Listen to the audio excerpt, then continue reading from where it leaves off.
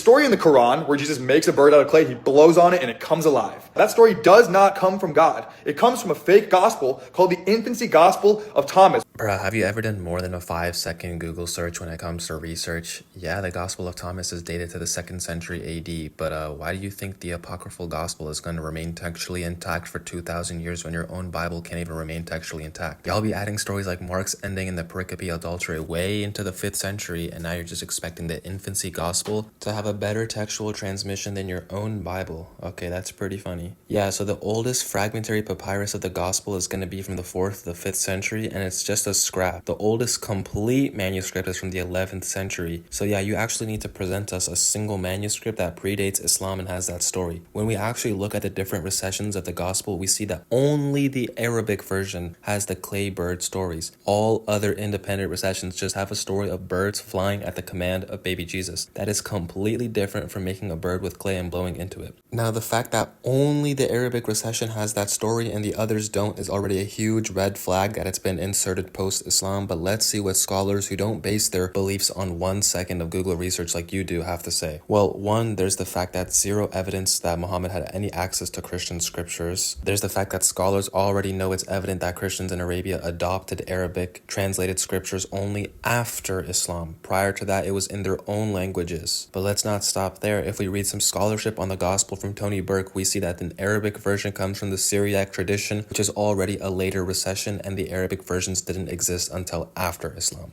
And the Arabic ones are the only ones that have the story in it, and it comes after Islam. So you just embarrassed yourself and vanquished all your credibility in just one video, man.